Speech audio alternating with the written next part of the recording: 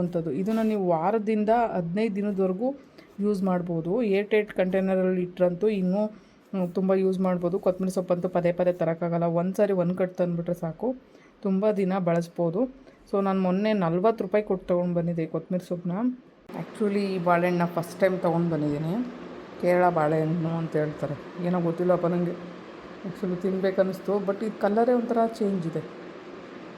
So ಟೇಸ್ಟಾಗಿರುತ್ತೆ ನೋಡೋಣ. 2 piece ಹಾಕೊಂಡು ಏನು ಸಖತ್ತಾಗಿದೆ ಅಂದರೆ ಸಖತ್ತಾಗಿ ಬಂದಿದೆ. ಸೊ ನೋಡಿ, ಯಾವ್ದಾದ್ರು ಮಿಕ್ಕಿರೋ ಪಕ್ಕಿರೋ ಪೌಡ್ರ್ ಹಾಕ್ಬಿಟ್ಟು ಮಾಡ್ಬೋದು ಬೇಕಾದರೆ ಎಮರ್ಜೆನ್ಸಿಗೆ, ಬಟ್ ತುಂಬ ಚೆನ್ನಾಗಿ ಬಂದಿದೆ. ಗುಂಡ ನೋಡಿ, ಗುಂಡ ಉಂಡ ಮಣಿಕಂಡ ಅಂತ ನಿದ್ದೆ ಹೊಡಿತಾವನೆ ಚೆನ್ನಾಗಿ.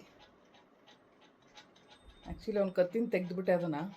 ಸೊ ಇವಾಗ ಆರಾಮಾಗಿ ಫ್ರೀಡಮ್ಮಾಗಿ ಚೆನ್ನಾಗಿದೆ ಅವನಿಗೆ. ಇವಾಗ ಒಂದು ಟ್ರೈ ಮಾಡಿದ್ದೀನಿ. ಆ್ಯಕ್ಚುಲಿ 2 ಥರದ ದೋಸೆ ಮಾಡಿಟ್ಟಿದ್ದೀನಿ ಇವಾಗ. ಇದು ಮಿಲೆಟ್ಸ್ ಮಿಕ್ಸ್ ಅವ್ರದ್ದು, ಇದು ನಾನು ಮಾಡಿರೋ ರಾಗಿ ದೋಸೆ, ರಾಗಿ ಮತ್ತು ಇಡ್ಲಿದು ಒಂದು ಹಿಟ್ಟು ಮಿಕ್ಕಿತ್ತಲ್ಲ ಅದಕ್ಕೆ ಮಾಡಿರೋದು. ಸೊ ಪೂರಿಗೆ 2 ಥರದ್ದು ಕೊಡ್ತೀನಿ, ಯಾವ ಟೇಸ್ಟ್ ಚೆನ್ನಾಗಿರುತ್ತೆ ಅಂತ. ಇವತ್ತು ಅವ್ನು ಬಂದಾದ್ಮೇಲೆ ಹೇಳ್ತಾನೆ ಸ್ಕೂಲಿಂದ.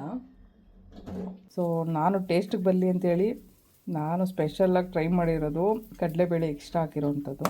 ಸೊ ಇವಾಗ ರುಬ್ಬಿಟ್ಟು ಒಗ್ಗರಣೆ ಹಾಕ್ಬೇಕಿದ್ದನ್ನು. ಅಯ್ಯೋ, ಈ ಸೊಳ್ಳೆ ಕೈಲಿ ಕಡ್ಸ್ಕೊಂಡು ನನಗೂ ಪೂರ್ವಿಗೆ ಸಾಕಾಗ್ಬಿಟ್ಟಿದೆ. ಮತ್ತೇನು ಕಮ್ಮಿ ಸೊಳ್ಳೆ ಇದೆಯಾ ಅಲ್ಲೇಂತೂ? ಓ, ತುಂಬ ಸೊಳ್ಳೆ ಇಲ್ಲಿ. ಇದು ಬೇರೆ ಪಕ್ಕದಲ್ಲಿರೋದ್ರಿಂದ ಗಿಡ ಮರಗಳೆಲ್ಲ ಇದಾವಲ್ಲ. ಏನೋ ವೆರೈಟಿ ಟ್ರೈ ಮಾಡ್ಕೊಳ್ತಾ ಇದ್ದೀನಿ ಪೂರಿಗೆ. ಅದು ಹೆಂಗೆ ಬರುತ್ತೋ ಏನೋ ಗೊತ್ತಿಲ್ಲ. ತಿಂದಮೇಲೆ ಪೂರಿ ಏನಂತ ಏನೋ ಗೊತ್ತಿಲ್ಲ. ಮಮ್ಮಿ ಏನು ಚೆನ್ನಾಗಿ ಮಾಡಿದ್ದೆ ನೀನು.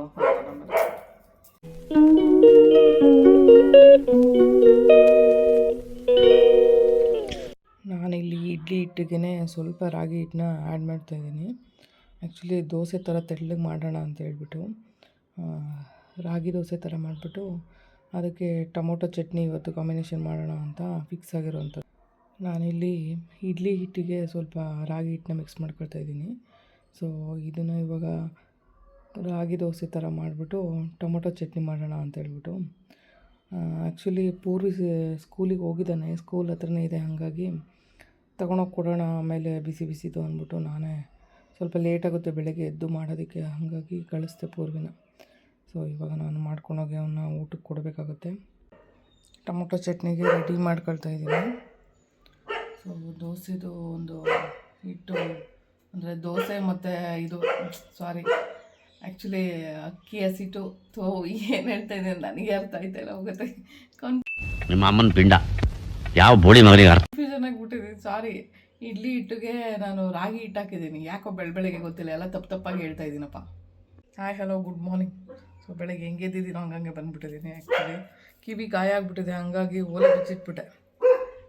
ಸೊ ನಮ್ಮ ಗುಂಡ ಇವತ್ತು ಬೆಳಗ್ಗೆನೇ ಬೊಗಳ್ತಾ ಇದ್ದೀನಿ. ಏನಕ್ಕಂದರೆ ಈ ನಡುವೆ ಎಲ್ಲ ಒಳಗಡೆ ಕೂಡಕ್ಕೆ ಹೋಗ್ಬಿಟ್ಟಿದ್ವಿ ಗುಂಡುನ. ಹೊರಗಡೆ ಬಿಟ್ಟಿಲ್ವಲ್ಲ, ನಾನು ದೊಡ್ಡವನು ಆಗ್ಬಿಟ್ಟಿದ್ದೀನಿ ಅಂತ ತೋರ್ಸಕ್ಕೆ ಹೋಗಿದ್ದನಲ್ಲಿ. ಏಯ್ ಗುಂಡ ಬಾರ, ಸಾಕು ಬೊಗಳಿದ್ದು, ಗಂಟ್ಲೆಲ್ಲ ಹೋಗ್ಬತ್ತೈದು, ಬಾ ನೀರು ಕುಡಿ ಬಾ.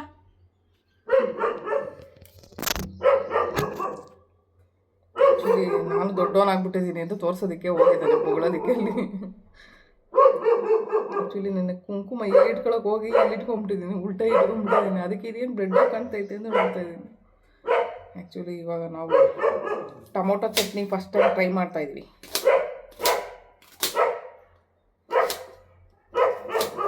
ಏ ಬಾರ ಗುಂಡ, ಸಾಕು. ಬೋಗ್ಲಿ ಮಾಡ್ತಾನೆ ಹೋಗೋದು. ರಾತ್ರಿ ಎಲ್ಲ ನಿದ್ದೆ ಮಾಡಿಸಲ್ಲ ನಮಗೆ.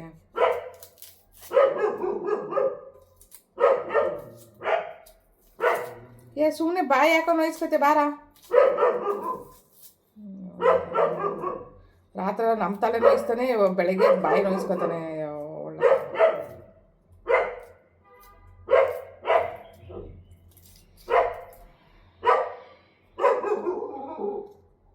ಇವತ್ತು ಟೊಮೊಟೊ ಚಟ್ನಿ ಹೆಂಗೆ ಬರುತ್ತೋ ಏನೋ ಟ್ರೈ ಮಾಡೋ.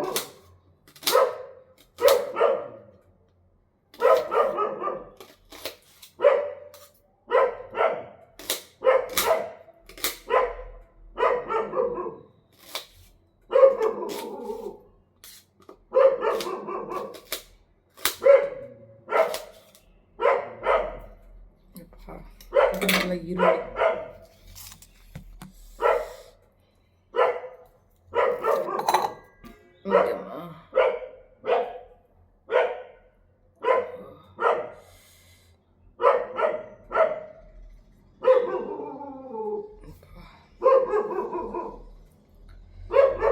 ಆ್ಯಕ್ಚುಲಿ ಹೆಣ್ಮಕ್ಳಿಗೆ ಕಿವಿ ಓಲೆ, ಕತ್ತಲ್ ಸರ, ಹಣೆಯಲ್ಲಿ ಕುಂಕುಮ, ಮುಡೀಲಿ ಹೂವು ಇದೆಲ್ಲ ಇದ್ರೇ ಚೆನ್ನಾಗಿ ಕಾಣೋದು.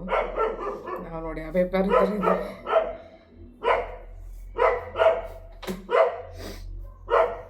ಇವಾಗ ನಾನು ಈರುಳ್ಳಿ, ಟೊಮೊಟೊ ಮತ್ತು ಒಂದು ಬೆಳ್ಳುಳ್ಳಿ ಹಾಕೊಳ್ತಾ ಇದ್ದೀನಿ. ಬೆಳ್ಳುಳ್ಳಿ ಸಿಗು ಏನೋ ವೆರೈಟಿ ಟ್ರೈ ಮಾಡ್ಕೊಳ್ತಾ ಇದ್ದೀನಿ ಪೂರಿಗೆ. ಅದು ಹೆಂಗೆ ಬರುತ್ತೋ ಏನೋ ಗೊತ್ತಿಲ್ಲ. ತಿಂದಮೇಲೆ ಪೂರಿ ಏನಂತಾನೆ ಏನೋ ಗೊತ್ತಿಲ್ಲ. ಮಮ್ಮಿ ಏನು ಚೆನ್ನಾಗಿ ಮಾಡಿದ್ದೆ ನೀನು ಅಂತ ನಮ್ಮಲ್ಲಿ ಗೊತ್ತಿಲ್ಲ, ಟ್ರೈ ಮಾಡೋ ಏನೋ ಹೊಸದಾಗಿ ಕಲಿತಾ ಇದ್ದೀನಿ. ನಾನು ಮಾತಾಡೋದು ಕೇಳಿಸ್ತಿದೆಯಲ್ಲೋ ಗೊತ್ತಿಲ್ಲ. ಗುಂಡ ಅಂತೂ ಒಂದೇ ಸಮ ಬೊಗಳ್ತಾವ ಆಚೆ ಹೋಗ್ಬಿಟ್ಟು. ಗುಂಡ ಬಾರ ಸಾಕು, ಇವನು ದೊಡ್ಡವನಾಗಿದ್ದೀನಿ ಅಂತ ತೋರಿಸ್ಬೇಕಲ್ಲ ಮಮ್ಮಿಗೆ ಅಂತ ಹೋಗಿರೋದು. ಏನು ಅರ್ಥವೇ ಆಗ್ತಿಲ್ವೇ ಈ ಕೇಸು? ಸಾಕು ಬಾರ. ಯಾವ್ದಾದ್ರು ನಾಯಿ ಕಚ್ಚಿಸ್ಕೊಂಡು ಕೈ ಅಂತ ಬರ್ತಾನೆ. ಇವಾಗ ನಾನು ದೊಡ್ಡವನಾಗಿದ್ದೀನಿ ಅಂತ ತೋರ್ಸಕ್ಕೆ ಹೋಗಿರೋದಲ್ಲಿ. ಅದಕ್ಕೆ ಆಚೆಗೆ ಬಿಡೋದು ಬೇಡ ಅಂತ ಹೇಳ್ಬಿಟ್ಟು ನಾವು ಮನೆ ಕೂಡ ಹಾಕೊಬಿಟ್ಟಿದ್ವಿ. ಎಷ್ಟು ಅಲ್ಲ, ಒಂದು 12-15 ದಿನ ಆಯ್ತಾ ಬಂತು ಅವ್ನು ಆಚೆಗೆ ಬಿಟ್ಟಿಲ್ವಲ್ಲ. ಈಗ ಅವ್ನಿಗೆ ಬೇಜಾರಾಗ್ಬಿಟ್ಟೈತೆ. ಆಚೆಗೆ ಬಿಟ್ಟರೆ ಸಾಕಪ್ಪ ಅನ್ನೋ ಕಾಯ್ಕೊಂಡು ಕೂತಿದ್ದ. ಇವಾಗ ಹೋಗ್ಬಿಟ್ಟು ಹುಚ್ಚ ಮಾಡ್ಕೊಂಡು ಬರೋದು ಅಂತ ಕಳಿಸಿದ್ದೀನಿ. ಹೋಗ್ಬಿಟ್ಟು ಅಲ್ಲಿ ಯಾವುದೋ ನಾಯಿ ಬೊಗಳ್ತೈತೆ, ಬೊಗಳ್ಕೊಂಡು ಕೂತವನು. ಸದ್ಯ ಆ ನಾಯಿ ಹತ್ರ ಹೋಗಿಲ್ಲ. ನಾಯಿ ಕಚ್ಚೋಕೆ ಬರುತ್ತೆ ಅಲ್ಲೊಂದು ನಾಯಿ. ಮೊನ್ನೆ ಒಂದು ಸಾರಿ ಅದ್ರ ಕೈ ಸಿಗಾಕೊಂಬಿಟ್ಟಿತ್ತು. ಸದ್ಯ ಆಮೇಲೆ ಹೆಂಗೋ ಬಚಾವ್ ಮಾಡಿಸ್ಕೊಂಡು ಬಂದಿರೋದು ಅವನ್ನ. ನನಗೆಲ್ಲಿ ಕಚ್ಚಿಬಿಡುತ್ತೋ ಇನ್ನೊಂದು ಸರಿ ಅಂತ ಭಯ ಆಗ್ಬಿಟ್ಟಿತ್ತು. ಯಾಕಂದರೆ ದೊಡ್ಡ ನಾಯಿ ಸರಿಯಾಗಿ ಭಯ ಆಗ್ಬಿಡ್ತೈತೆ. ಇವಾಗ ಒಂದು ಸಾರಿ ಕಚ್ಚಿರೋದನ್ನೇ ಅವ್ನು ಸುಧಾರಿಸ್ಕೊಳಕ್ಕೆ ಆಗ್ತಾಯಿಲ್ಲ. ಹಾಸ್ಪಿಟ್ಲಿಗೆ ಹೋಗಿ ತೋರಿಸಿ ಮಾಡಿ ಒಳ್ಳೆ ಮೆಂಟಲ್ ಥರ ಆಗ್ಬಿಟ್ಟಿದ್ದ. ನೋಡೋಕ್ಕೆ ಭಯ ಆಗೋದು ಅವನನ್ನು. ಅದಕ್ಕೋಸ್ಕರ ತೋರಿಸ್ಕೊಂಡು ಬಂದಿದ್ದು. ಪ್ರೈವೇಟ್ ಹಾಸ್ಪಿಟ್ಲಲ್ಲಿ ತೋರಿಸೋದವನ್ನ.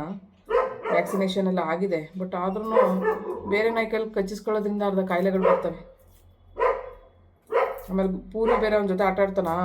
ಆಮೇಲೆ ಸುಮ್ಮನೆ ಯಾಕೆ ಅವೆಲ್ಲ ಇನ್ಫೆಕ್ಷನ್ಸು ಅಂತ ಹೇಳ್ಬಿಟ್ಟು ಅವನು ನೀಟಾಗಿ ತೋರಿಸ್ತೀವಿ ನಾವು ಡಾಕ್ಟ್ರ್ ಹತ್ರ. ಅವ್ನಿಗೇನೇ ಆದರೂ ತೋರಿಸ್ತಾ ಇರ್ತೀವಿ. ಕಣ್ಣಲ್ಲಿ ಒಂಥರ ನೀರು ಬರ್ತಾಯಿತ್ತು, ಗೀಜು ಬಂದು ಒಂದು ಕಣ್ಣಲ್ಲಿ. ಸೊ ಅದು ಅವತ್ತಿಂದ ಪ್ರಾಬ್ಲಮ್ ಇತ್ತು. ಅದಕ್ಕೆ ಅದನ್ನು ತೋರಿಸಿ ಅದನ್ನು ಕ್ಲಿಯರ್ ಮಾಡಿದೆ. ಇವಾಗ ಕಣ್ಣಿವಾಗ ಚೆನ್ನಾಗಿದೆ. ಸಾಕು ಬಾರ ಗುಂಡ. ಸಮಾಧಾನ ಆಗಿಲ್ಲ. ಹೋಗ್ಲಿ ಬೆಳಗ್ಗೆ ರೊಚ್ಚಿಗೆ ಎದ್ಬಿಟ್ಟು ಅವ್ನ ಗುಂಡ. ಏನು ಮಾಡೋದು ಬೊಗಳೋಕೆ.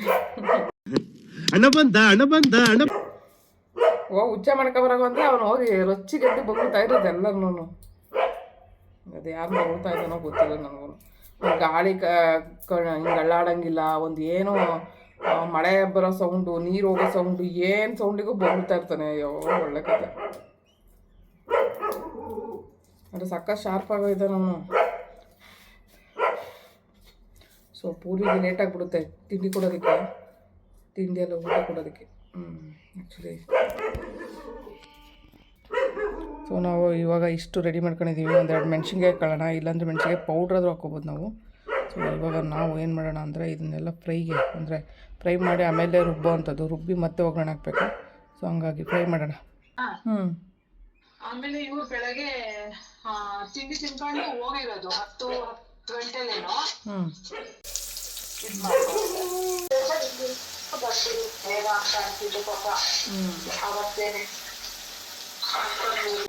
ಅಯ್ಯೋ ಈ ಸೊಳ್ಳೆ ಕೈಲಿ ಕಡ್ಸ್ಕೊಂಡು ನನಗೂ ಪೂರ್ವಿಗೆ ಸಾಕಾಗ್ಬಿಟ್ಟಿದೆ. ಮತ್ತೆ ಏನ್ ಕಮ್ಮಿ ಸೊಳ್ಳೆ ಇದೆಯಾ ಅಲ್ಲೇಂತೂ? ಓ ತುಂಬ ಸೊಳ್ಳೆ ಇಲ್ಲಿ. ಇದು ಬೇರೆ ಪಕ್ಕದಲ್ಲಿರೋದ್ರಿಂದ ಗಿಡ ಮರಗಳೆಲ್ಲ ಇದಾವಲ್ಲ, ಸೊಳ್ಳೆ ಜಾಸ್ತಿ. ನಾನಿಲ್ಲಿ ಈರುಳ್ಳಿ, ಟೊಮೊಟೊ, ಬೆಳ್ಳುಳ್ಳಿ, ಕೊತ್ತಂಬರಿ ಸೊಪ್ಪು, ಸ್ವಲ್ಪ ಹುಣಸೆಹಣ್ಣು, ಅದ್ರ ಜೊತೆಗೆ 1-2 ಕಡಲೆಬೇಳೆ ಹಾಕೊಂಡಿದ್ದೀನಿ. ಟೇಸ್ಟು ಸಖತ್ತಾಗಿ ಬರುತ್ತೆ.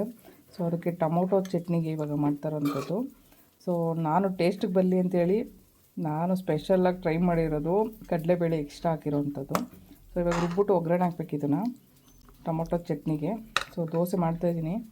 ಗುಂಡು ಹೊಟ್ಟೆ ಹಸ್ಬಿಟ್ಟಿತ್ತು ಅನಿಸುತ್ತೆ, ಅದಕ್ಕೆ ದೋಸೆ ಮಾಡ್ತಾರೋ ಸ್ಮೆಲ್ ಹಿಡ್ಕೊಂಡು ಬಂದಿದ್ದಾನೆ. ಸೊ ಅದಕ್ಕೆ ದೋಸೆ ಹಾಕ್ತೆ ಅವನಿಗೆ. ಇವಾಗ ಇನ್ನೊಂದು ದೋಸೆ ಹಾಕ್ಬೇಕು ಅವನಿಗೆ. ಹೊಟ್ಟೆ ಹಸ್ವಾಗ್ಬಿಟ್ಟಿದೆ ಪಾಪ ಅವನಿಗೆ. ಏನಾದ್ರು ತಿನ್ಬೇಕು ಅನ್ನಿಸ್ತಾಯಿತ್ತು ಅವನಿಗೆ. ಗುಂಡು ದೋಸೆ ಹಾಕ್ಲಾ? ರಾಗಿ ದೋಸೆ ಇರು ಹಾಕ್ತೀನಿ. ಆ್ಯಕ್ಚುಲಿ ನಾನು ಮಿಲೆಟ್ ಮಿಕ್ಸ್ ಅವ್ರದ್ದು ದೋಸೆ ಇನ್ಸ್ಟೆಂಟ್ ಒಂದು ಟ್ರೈ ಮಾಡಿದ್ದೀನಿ. ಅದು ಬಿಟ್ಟು ಇಲ್ಲಿ ಮನೇಲೇ ಮಾಡಿರೋವಂಥ ಒಂದು ಮಿಕ್ಸ್ಡ್ದು ಒಂದು ಟ್ರೈ ಮಾಡಿದ್ದೀನಿ. ಆ್ಯಕ್ಚುಲಿ 2 ಥರದ ದೋಸೆ ಮಾಡಿಟ್ಟಿದ್ದೀನಿ. ಇದು ಮಿಲೆಟ್ಸ್ ಮಿಕ್ಸ್ ಅವ್ರದ್ದು, ಇದು ನಾನು ಮಾಡಿರೋ ರಾಗಿ ದೋಸೆ, ರಾಗಿ ಮತ್ತು ಇಡ್ಲಿದು ಒಂದು ಹಿಟ್ಟು ಮಿಕ್ಕಿತ್ತಲ್ಲ ಅದಕ್ಕೆ ಮಾಡಿರೋದು. ಸೊ ಪೂರಿಗೆ 2 ಥರದ್ದು ಕೊಡ್ತೀನಿ, ಯಾವ ಟೇಸ್ಟ್ ಚೆನ್ನಾಗಿರುತ್ತೆ ಅಂತ ಇವತ್ತು ಅವ್ನು ಬಂದಾದ್ಮೇಲೆ ಹೇಳ್ತಾನೆ ಸ್ಕೂಲಿಂದ. ಇವಾಗ ಮಿಕ್ಸಿ ಜಾರ್ಗೆ ಹಾಕೊಂಡಿದ್ದೀನಿ. ಇದನ್ನು ಚೆನ್ನಾಗಿ ಪೇಸ್ಟ್ ಅಂದರೆ ತುಂಬ ನುಣ್ಣಗೆ ಪೇಸ್ಟ್ ಮಾಡೋದು ಬೇಕಾಗಿಲ್ಲ, ದಪ್ಪ ದಪ್ಪ ಮಾಡಿದರೆ ಸಾಕು. ಯಾಕಂದರೆ ಇದು ಟೊಮೊಟೊ ಚಟ್ನಿ ಮಾಡ್ತಾ ಇರೋದು, ಅದಕ್ಕೋಸ್ಕರ. ಸೊ ಖಾರನ ಬೇರೆ ತೊಗೊಂಡಿದ್ದೀನಿ ನಾನು.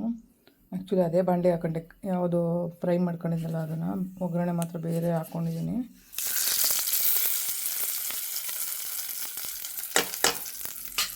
ಆ್ಯಕ್ಚುಲಿ ಇದನ್ನು ಗಟ್ಟಿಯಾಗೆ ನಾವು ತಿನ್ನೋವಂಥದ್ದು ಚಟ್ನಿ, ಹಂಗಾಗಿ ಇದನ್ನು ಕುದಿಸೋಕ್ಕಿಡಬೇಕು. ಬಟ್ ಇದಕ್ಕೆ ಇನ್ನೊಂದು ನಾನು ಮೆಣಸಿನ್ಕಾಯಿ ಪೌಡ್ರ್ ಆ್ಯಡ್ ಮಾಡಿಲ್ಲ. ಸೊ ಪೌಡ್ರನ್ನ ಆ್ಯಡ್ ಮಾಡ್ಕೊಂಡು ಕುದಿಸೋಕ್ಕಿಡೋಣ. ಸೊ ಇದು ಕಲರ್ ಕೂಡ ಚೇಂಜ್ ಆಗುತ್ತೆ ಇವಾಗ ಪೌಡ್ರ್ ಹಾಕಿದ್ಮೇಲೆ. ಸೊ ಇವಾಗ ಮೆಣಸಿನ್ಕಾಯಿ ಪೌಡ್ರು ಕೂಡ ಆ್ಯಡ್ ಮಾಡಿದ್ದೀನಿ ನಾನು. ಸೊ ಒಂದು ಸ್ವಲ್ಪ ಕಲರ್ ಕೂಡ ಚೇಂಜ್ ಆಗುತ್ತೆ. ಇವಾಗ ಕುದಿಯೋಕೆ ಇಡೋಣ, ಸ್ವಲ್ಪ ಗಟ್ಟಿಯಾಗಿ ಇದು ಮಾಡೋಣ. ಸ್ವಲ್ಪ ಹಂಗೂ ಏನಾದರೂ ತುಂಬ ಗಟ್ಟಿ ಆಯಿತು ತೆಳು ಮಾಡೋಣ ಅಂದರೆ ಒಂಚೂರು ನೀರು ಹಾಕ್ಕೋಬೋದು ಅಷ್ಟೇ. ಈಗಷ್ಟೇ ಟೊಮೊಟೊ ಚಟ್ನಿ ರೆಡಿಯಾಗಿದೆ. ಸೊ ಪೂರ್ವಿಗೆ ದೋಸೆ ವಿತ್ ಟೊಮೊಟೊ ಚಟ್ನಿ ತೊಗೊಂಡು ಕೊಡಬೇಕು. ಸೊ ಏನು ಮಾಡೋಕ್ಕಾಗಲ್ಲ, ಒಂದೊಂದು ದಿನ ಲೇಟಾಗುತ್ತೆ. ಸೊ ಚೆನ್ನಾಗಿರೋರಿಗೆ ಎದ್ದು ಮಾಡೋದು ಕಷ್ಟ, ಅದರಲ್ಲಿ ನಾನು ಮಾಡೋದಕ್ಕೆ ಇನ್ನೂ ತುಂಬ ಟೈಮ್ ತೊಗೊಂಡು ಮಾಡಬೇಕಾಗುತ್ತೆ. ಬೆಳಗ್ಗೆ ಹೊತ್ತು ಎದ್ದೊಳಕ್ಕೆ ಆಗೋಲ್ಲ, ಬ್ಯಾಕ್ ಪೇನ್ ತುಂಬ ಇರುತ್ತೆ. ಗುಂಡು ಗುಂಡು ಗುಂಡು ಹೋಗ್ತಾಯಿದೆ, ಆಚೆಯಿಂದ ಒಳಗಡೆ ಬರ್ತಾವೆ. ಸೊ ಅದಕ್ಕೆ ಇವಾಗ ನಾವು ಪೂರ್ವಿಗೆ ತೊಗೊಂಡು ಕೊಡೋವಂಥದ್ದು. ಆ್ಯಕ್ಚುಲಿ ನನಗೆ ಸ್ವಲ್ಪ ಈರುಳ್ಳಿ ಬೆಳ್ಳುಳ್ಳಿ ಇದೆಲ್ಲ ಸ್ವಲ್ಪ ನನಗೆ ಇಷ್ಟ ಆಗೋಲ್ಲ, ಒಗ್ಗರಣೆ ಹಾಕಿರೋದು. ಆ ಈರುಳ್ಳಿ ಬೆಳ್ಳುಳ್ಳಿ ತಿನ್ನೋದಕ್ಕೆ ಅದೇನೋ ಇಷ್ಟನೇ ಆಗೋಲ್ಲ. ಬಟ್ ಸಾಂಬಾರುಗಳಿಗೆಲ್ಲ ಒಗ್ಗರಣೆ ಹಾಕೋದು ಮಾಡೋದು ಎಲ್ಲ ಮಾಡ್ತೀನಿ, ಬಟ್ ನಾನೇ ತಿನ್ನಲ್ಲ ಸರಿಯಾಗಿ. ಸೊ ಇವಾಗ ನೋಡಿ, ಅದು ಈರುಳ್ಳಿ ಮತ್ತು ಟೊಮೊಟೊ ಬೆಳ್ಳುಳ್ಳಿ ಎಲ್ಲ ಹಾಕಿ ನಾನು ಅದನ್ನು ಮಾಡಿದ್ದೀನಲ್ವಾ. ಸೊ ಅದು ತಿನ್ನೋವಾಗ ಒಂಥರ ಅನಿಸುತ್ತೆ ನನಗೆ. ನಾನು ತಿನ್ನೋದೇ ಇಲ್ಲ ಚಟ್ನಿನ ಇವಾಗ. ಸೊ ನಾನೇನಾದರೂ ಬೇರೆ ಮಾಡ್ಕೋಬೇಕು, ಅದಕ್ಕೆ ಯೋಚನೆ ಮಾಡ್ತಾಯಿದ್ದೀನಿ ಏನು ಮಾಡೋದು ಅಂತ ಹೇಳ್ಬಿಟ್ಟು. ಬೆಟ್ಟದ ನೆಲ್ಲಿಕಾಯಿ ತೊಗೊಂಡು ಬಂದಿದ್ದೆ. ಆ್ಯಕ್ಚುಲಿ ನಾನು ಯಾವತ್ತೂ ಈ ಬೆಟ್ಟದ ನೆಲ್ಲಿಕಾಯಿ ಜ್ಯೂಸನ್ನ ಮಾಡೇ ಇಲ್ಲ ಇಲ್ಲಿವರೆಗೂ. ಸೊ ಯೂಟ್ಯೂಬಲ್ಲಿ ನೋಡಿದೆ ನಾನು. ಸೊ ನೋಡೋದ್ಮೇಲೆ ಗೊತ್ತಾಯಿತು ನನಗೆ ಇದು ತುಂಬ ಹೆಲ್ತಿ ಜ್ಯೂಸ್ ಅನ್ನೋದು. ಹಾಗಾಗಿ ಮಾಡೋಣ ಅಂತ ಹೇಳ್ಬಿಟ್ಟು ನಾನು ಅದ್ರ ಜೊತೆ ಸ್ವಲ್ಪ ಶುಂಠಿನ ಆ್ಯಡ್ ಮಾಡ್ಕೊಳ್ತಾ ಇದ್ದೀನಿ. ಬಟ್ ಇದು ಒಗರು ಕಹಿ ಎರಡೂ ಇರುತ್ತೆ, ಯಾಕಂದರೆ ಅದು ಬೆಟ್ಟದ ನೆಲ್ಲಿಕಾಯಿ ಇರೋದೇ ಹಂಗೆ ಹುಟ್ಟು ಗುಣ ಅದು. ಸೊ ನಮ್ಗೆ ಆರೋಗ್ಯಕ್ಕೆ ತುಂಬ ಒಳ್ಳೇದಿರೋ ಅಂಥದ್ದು. ಇವಾಗ ಜ್ಯೂಸ್ ಮಾಡ್ಕೊಳ್ಳೋಣ ಇದರಲ್ಲಿ. ಈ ಬೆಟ್ಟದ ನೆಲ್ಲಿಕಾಯಲ್ಲಿ ತುಂಬ ಒಂದು ಒಳ್ಳೆ ಗುಣಗಳಿದ್ದಾವೆ. ರೋಗ ನಿರೋಧಕ ಶಕ್ತಿ ಇದೆ, ಮಧುಮೇಹ ನಿಯಂತ್ರಣ ಇದೆ, ಅಂದರೆ ಬ್ಲಡ್ ಶುಗರ್ನ ಸ್ಥಿರವಾಗಿಡೋ ಅಂಥದ್ದು, ಕೂದಲು ಮತ್ತು ಚರ್ಮಕಾಂತಿಗೆ ಒಳ್ಳೆಯದು, ಜೀರ್ಣಕ್ರಿಯೆ ಮತ್ತು ತೂಕ ಇಳಿಕೆಯಲ್ಲೂ ಕೂಡ ನಾವು ಯೂಸ್ ಮಾಡ್ಬೋದು ವೆಯ್ಟ್ ಲಾಸ್ ಆಗೋದಕ್ಕೆ. ಕಣ್ಣಿನ ದೃಷ್ಟಿಗೆ ತುಂಬ ಒಳ್ಳೆಯದಿರುತ್ತೆ. ವಿಟಮಿನ್ ಎ ಇರೋದ್ರಿಂದ ಕಣ್ಣಿನ ಆರೋಗ್ಯಕ್ಕೆ ಇದು ತುಂಬ ಒಳ್ಳೆಯದಿರುತ್ತೆ. ಕಿತ್ತಳೆ ಹಣ್ಣಿಗಿಂತ ಇದರಲ್ಲಿ ವಿಟಮಿನ್ ಸಿ ಇರೋದ್ರಿಂದ ಬಿಳಿ ರಕ್ತ ಕಣಗಳನ್ನ ಹೆಚ್ಚಿಸೋದ್ರಲ್ಲಿ ಹೆಚ್ಚಿನ ಕಾರ್ಯನಿರ್ವಹಿಸುತ್ತದೆ. ಮತ್ತು ಶೀತದ ವಿರುದ್ಧ ಹೋರಾಡೋದಕ್ಕೆ ತುಂಬ ಒಳ್ಳೆಯದು ಈ ಬೆಟ್ಟದ ನೆಲ್ಲಿಕಾಯಿ. ಮೊನ್ನೆ ಪೂಜೆಗೆ ಅಂತ ತಂದಿದ್ದು ಮಳ್ಳೆ ಹೂವು. ಆ್ಯಕ್ಚುಲಿ ಕಟ್ಟೋಕ್ಕಾಗಲಿಲ್ಲ, ನೆನ್ನೆ ನೈಟ್ ಸ್ವಲ್ಪ ಕಟ್ಟಿ ಇಟ್ಬಿಟ್ಟು ಇವಾಗ ಮುಡ್ಕೊಂಡಿದ್ದೀನಿ. ನಮ್ಮ ಗುಂಡ ನೋಡಿ, ಗುಂಡ ಉಂಡ ಮಣಿಕಂಡ ಅಂತ ನಿದ್ದೆ ಹೊಡಿತಾವನೆ ಚೆನ್ನಾಗಿ. ಆ್ಯಕ್ಚುಲಿ ಅವ್ನು ಕತ್ತಿನ ತೆಗೆದುಬಿಟ್ಟೆ ಅದನ್ನು. ಸೊ ಇವಾಗ ಆರಾಮಾಗಿ ಫ್ರೀಡಮ್ಮಾಗಿ ಚೆನ್ನಾಗಿದೆ ಅವನಿಗೆ. ಇವಾಗ ಬರೀ ಬೆಲ್ಟ್ ಹಾಕ್ಬಿಟ್ಬಿಟ್ಟಿದ್ದೀನಿ ಅಷ್ಟೇ. ಚೆನ್ನಾಗಿ ನಿದ್ದೆ ಹೊಡಿತಾ ಇದೆ, ಒಳ್ಳೆ ಕಾನ್ಗಳಿ ಬರ್ತಾಯಿದೆ, ಆರಾಮಾಗಿ ತಣ್ಣಗಿದ್ದೀನೆಲ್ಲ ಮಲ್ಕೊಂಡಿದ್ದಾರೆ. ಆ್ಯಕ್ಚುಲಿ ತರಕಾರಿ ತರೋದಕ್ಕೆ ಅಂತಲೇ ಹೋದೆ. ಮೊಸರು ಸಾರು ಮಾಡೋಣ ಅಂತ ಹೇಳ್ಬಿಟ್ಟು ಸೋರೆಕಾಯಿ ಮೇನ್ ಇಂಗ್ರೀಡಿಯೆಂಟ್ಸ್ ಇದ್ದಿದ್ದು. ಆ್ಯಕ್ಚುಲಿ ಹೇಳ್ಬೇಕು ಅಂದ್ರೆ ಅದನ್ನೇ ತಗೊಂಡು ಬಂದಿಲ್ಲ. ಅಯ್ಯೋ ಇವಾಗ ಅನ್ಕೊಳ್ತಾ ಇದ್ದೀನಿ ಬಂದ್ಬಿಟ್ಟು ನಾಳೆ ಬೆಳಗ್ಗೆಗೆ ಏನು ಮಾಡಬೇಕು ಅದನ್ನು ಮೈಂಡ್ ಸೆಟ್ಟಲ್ಲಿ ಇಟ್ಕೊಂಡು ಹೋಗ್ಬಿಟ್ಟು ಪಲಾವ್ ಆಗೋವಂಥ ಐಟಮ್ಸ್ ಎಲ್ಲ ತೊಗೊಂಡು ಬಂದಿದ್ದೀನಿ. ನೋಡಿದ್ರೆ ಸೋರೆಕಾಯೇ ತಗೊಂಡು ಬಂದಿಲ್ಲ. ಸೋರೆಕಾಯಿ ಬೇಯಿಸೋಣ ಅಂತ ಹೋಗಿ ತರಕಾರಿ ಓಪನ್ ಮಾಡಿದರೆ ಅಯ್ಯೋ ಸೋರೆಕಾಯೇ ತಂದಿಲ್ಲ. ಒಳ್ಳೆ ಕತೆಗೆ ಬಂತಲ್ಲಪ್ಪ ಅನ್ನಂಗಾಯಿತು. ಸೊ ಇಷ್ಟೊಂದು ಮರೆಗಳು ಆಗ್ಬಿಟ್ಟು ನಾನು ಅಂತ ಅನಿಸ್ತಿದೆ ಬರ್ತಾ ಬರ್ತಾ. ಇದೊಂದು ಬದುಕಿ, ಇದೊಂದು ಜನ್ಮವೇ, ಎಂತಹ ದುರ್ವಿಧಿ, ಇದೆಂತಹ ದುರ್ವಿಧಿ. ನೋಡಿ ಮೇನ್ ಇಂಪಾರ್ಟೆಂಟ್ ವಸ್ತುಗಳನ್ನ ಏನಾದ್ರು ಮರೆತ್ನಾ ಅಂತ ದಾರಿ ಉದ್ದಕ್ಕೂ ಎಳ್ಕೊಂಡು ಬಂದಿದ್ದೀನಿ. ನೋಡಿದ್ರೆ ಮನೆಗೆ ಬಂದು ಮರ್ತಿದ್ದೀನ ಅಂತ ಜ್ಞಾಪನಕ್ಕೆ ಬಂತು. ರೋಡಲ್ಲಾದರೂ ಜ್ಞಾಪನಕ್ಕೆ ಬಂದಿದ್ರೆ ಅಟ್ಲೀಸ್ಟ್ ತಗೊಂಡಾದ್ರು ಬರ್ತಾಯಿದ್ನೋ ಏನೋ. ಎಂಥ ಮರೆಗುಳಿ ಐಟಮ್ಸ್ ಹಾಕ್ಬಿಟ್ಟಿದ್ದೀನಿ ನಾನು ಅಂತ ಅನ್ನಿಸ್ತಾ ಇದೆ. ಅಯ್ಯೋ ಹೋಗಪ್ಪ ಅದೇ. ಆ್ಯಕ್ಚುಲಿ ಈ ಬಾಳೆಹಣ್ಣ ಫಸ್ಟ್ ಟೈಮ್ ತೊಗೊಂಡು ಬಂದಿದ್ದೀನಿ. ಕೇರಳ ಬಾಳೆಹಣ್ಣು ಅಂತ ಹೇಳ್ತಾರೆ, ಏನೋ ಗೊತ್ತಿಲ್ಲಪ್ಪ ನನಗೆ. ಆ್ಯಕ್ಚುಲಿ ತಿನ್ಬೇಕನ್ನಿಸ್ತು, ಬಟ್ ಇದು ಕಲರೇ ಒಂಥರ ಚೇಂಜ್ ಇದೆ. ಸೊ ಟೇಸ್ಟ್ ಹೇಗಿರುತ್ತೆ ನೋಡೋಣ.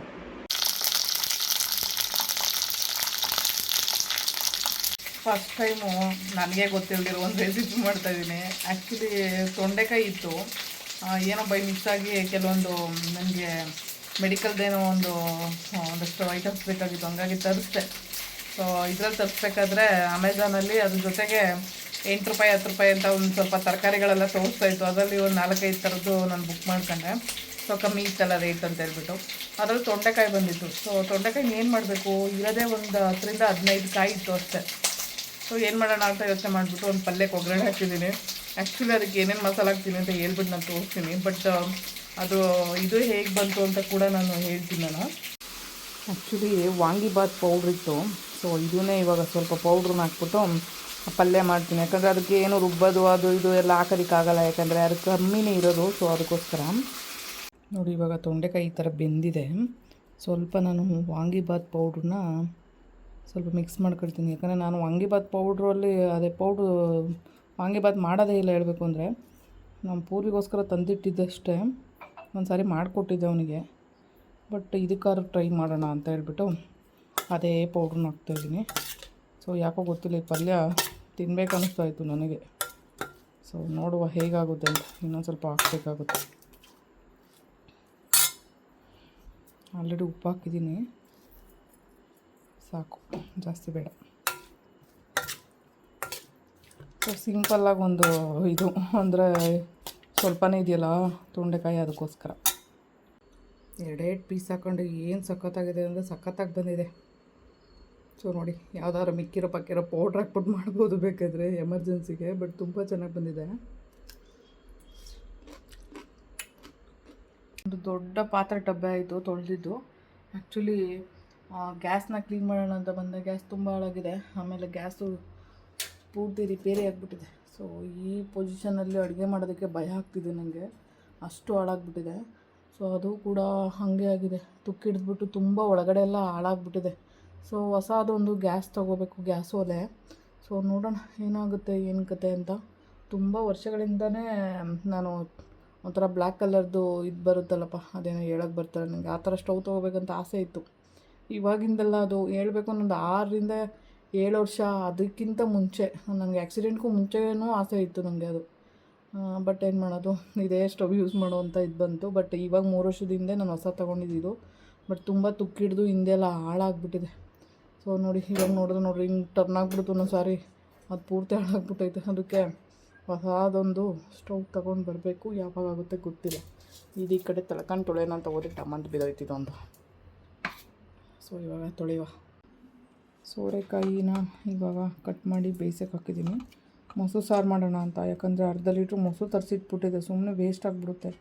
ಸೊ ಅದಕ್ಕೋಸ್ಕರ ಇವಾಗ ಪಾತ್ರೆ ಎಲ್ಲ ತೊಳೆದಿದ್ದಾದಮೇಲೆ ಸೊ ಇವಾಗ ಸಾಂಬಾರು ಮಾಡೋಣ ಅಂತ ಇಡ್ತಾ ಇದನ್ನು ಕುದಿಸೋಕ್ಕೆ. ನಾನು ಕೊತ್ತಂಬರಿ ಸೊಪ್ಪು ತೊಗೊಂಡು ಬಂದರೆ ಇದ್ರ ಕೆಳಗಡೆ ಇರೋವಂಥ ನೋಡಿ ಈ ಥರ ವೇಸ್ಟ್ ಇರುತ್ತಲ್ಲ, ಆ ಕೊತ್ತಂಬರಿ ಸೊಪ್ಪನ್ನೆಲ್ಲ ಒಂದು ಅಂದರೆ 3 ಥರ ಹಿಂಗಿಡಿಸ್ತೀನಿ ನಾನು.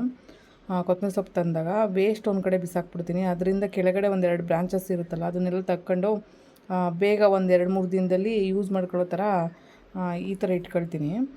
ಸೊ ಅದಾದಮೇಲೆ ಈ ಥರ ಇನ್ನೂ ಚೆನ್ನಾಗಿರೋವಂಥದ್ದು ಬೇರೆ ಸಮೇತ ನಾನು ಏನು ಮಾಡ್ತೀನಿ, ನ್ಯೂಸ್ ಪೇಪರ್ನ ಚೆನ್ನಾಗಿ ಫೋಲ್ಡ್ ಮಾಡಿಬಿಟ್ಟು ಫ್ರಿಡ್ಜಲ್ಲಿ ಇಡೋವಂಥದ್ದು. ಇದನ್ನು ನೀವು ವಾರದಿಂದ 15 ದಿನದವರೆಗೂ ಯೂಸ್ ಮಾಡ್ಬೋದು. ಏರ್ಟೈಟ್ ಕಂಟೈನರಲ್ಲಿ ಇಟ್ಟರಂತೂ ಇನ್ನೂ ತುಂಬ ಯೂಸ್ ಮಾಡ್ಬೋದು. ಕೊತ್ತಂಬರಿ ಸೊಪ್ಪಂತೂ ಪದೇ ತರೋಕ್ಕಾಗಲ್ಲ. ಒಂದು ಸಾರಿ 1 ಕಟ್ ತಂದುಬಿಟ್ರೆ ಸಾಕು, ತುಂಬ ದಿನ ಬಳಸ್ಬೋದು. ಸೊ ನಾನು ಮೊನ್ನೆ 40 ರೂಪಾಯಿ ಕೊಟ್ಟು ತೊಗೊಂಡು ಬಂದಿದ್ದೆ ಕೊತ್ತಂಬರಿ ಸೊಪ್ಪನ್ನ. ಸೊ ನಾವು ತಂದಿದ್ದ ದಿನವೇ ನೀಟಾಗಿ ಈ ಥರ ಎಲ್ಲ ವೇಸ್ಟೆಲ್ಲ ತೆಗೆದು ನೀಟಾಗಿ ಈ ಥರ ಎಲ್ಲ ತೆಗೆದು ಇಟ್ಕೊಂಡ್ರೆ ನಮಗೆ ತುಂಬ ದಿನ ಬಾಳಿಕೆ ಬರುತ್ತೆ. ಇಲ್ಲ ನಾವು ಕೊತ್ತಂಬರಿ ಸೊಪ್ಪನ್ನ ನಾವೇನಾದ್ರು ಕೊತ್ತಂಬರಿ ಸೊಪ್ಪನ್ನ ತಂದಾಗ ಸೋಸ್ತೆ ಏನಾದ್ರು 1 ದಿನ ಬಿಟ್ಟು 2ನೇ ದಿನಕ್ಕೆ ಸೋಸೋಕ್ಕೋರು ನಮಗೆ ತಲೆ ಕೆಟ್ಟೋಗಿ ಕೊತ್ತಂಬರಿ ಸೊಪ್ಪು ಬೇಡ ಅಂತ ಕೊತ್ತಂಬರಿ ಸೊಪ್ಪನ್ನ ಬಿಸಾಕ್ಬಿಡೋ ಅಂಥ ಚಾನ್ಸಸ್ ಇರುತ್ತೆ. ಸೊ ಅದಕ್ಕೋಸ್ಕರ ತಂದಿದ್ದ ದಿನವೇ ಇಂಟ್ರೆಸ್ಟಾಗಿ ಸೋಸಿ ಈ ಥರ ಫ್ರಿಡ್ಜಲ್ಲಿ ಮೇಂಟೈನ್ ಮಾಡಿದ್ರೆ ನಮಗೆ ವಾರದಿಂದ 15 ದಿನದವರೆಗೂ, ಆಮೇಲೆ ಇದು ಖಾಲಿ ಆಗೋವರೆಗೂ ಏನೂ ಆಗೋದಿಲ್ಲ. ಎಷ್ಟು ನೀಟಾಗಿರುತ್ತೆ ಗೊತ್ತಾ, ಚೆನ್ನಾಗಿರುತ್ತೆ. ಕೊತ್ತಂಬರಿ ಸೊಪ್ಪು ಕೊಳತೆ ಹೋಗಲ್ಲ. ಸೊ ಮೊಸರು ಸಾರು ಮೊಸರು ಸಾರದು ಖಾರ ಆರ್ಕೊಂಡಿತ್ತು, ಹಂಗಾಗಿ ಇವಾಗ ಮೊಸರು ಮಿಕ್ಸ್ ಮಾಡ್ತಾಯಿದ್ದೀನಿ. ಸೊ ಸಖತ್ ಟೇಸ್ಟಿಯಾಗಿರುತ್ತೆ. ಇವತ್ತಿನ ವ್ಲಾಗ್ ಇಷ್ಟೇ. ವಿಡಿಯೋ ಇಷ್ಟ ಆಗಿದ್ರೆ ಒಂದು ಲೈಕ್ ಕೊಡಿ, ನನ್ನ ಚಾನಲ್ಗೆ ಸಬ್ಸ್ಕ್ರೈಬ್ ಮಾಡಿ. ಆದಷ್ಟು ವೀಡಿಯೋಗಳನ್ನ ಶೇರ್ ಮಾಡೋದಕ್ಕೆ ಪ್ರಯತ್ನ ಪಡ್ತಾಯಿದ್ದೀನಿ. ಒಂದಷ್ಟು ಜನ ಮೋಟಿವೇಶನಲ್ ವೀಡಿಯೋಸ್ನ ಮಾಡಾಕಿ ಅಂತ ಹೇಳಿದ್ದಾರೆ. ಸೊ ಅದನ್ನು ಕೂಡ ನಾನು ಮಾಡಬೇಕು ನೆಕ್ಸ್ಟ್ ವೀಡಿಯೋಗಳಲ್ಲಿ ಅಂತ ಅಂದ್ಕೊಂಡಿದ್ದೀನಿ.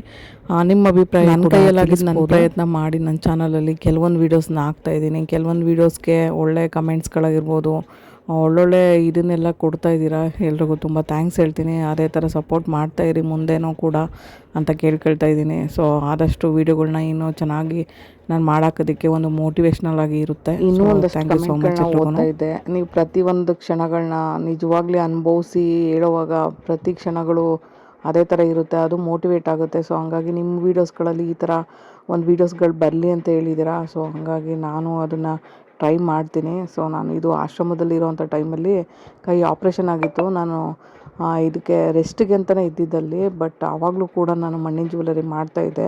ಏನಕ್ಕಂದರೆ ನಾನು ಮೆಂಟಲಿ ತುಂಬ ಸ್ಟ್ರೆಸ್ ಆಗಿದ್ದೆ. ಸೊ ಹೆಂಗೆ ಲೈಫ್ ಲೀಡ್ ಮಾಡಬೇಕನ್ನೋದೇ ಗೊತ್ತಿರ್ತಿರ್ಲಿಲ್ಲ.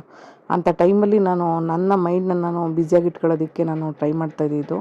ಸೊ ಮನುಷ್ಯ ಯಾವತ್ತೂ ಫಿಸಿಕಲ್ ಹೆಲ್ತ್ಗಿಂತ ಮೆಂಟಲಿ ಅವನು ಚೆನ್ನಾಗಿದ್ದರೆ ಮಾತ್ರ ಬದುಕೋದಕ್ಕಾಗೋದು.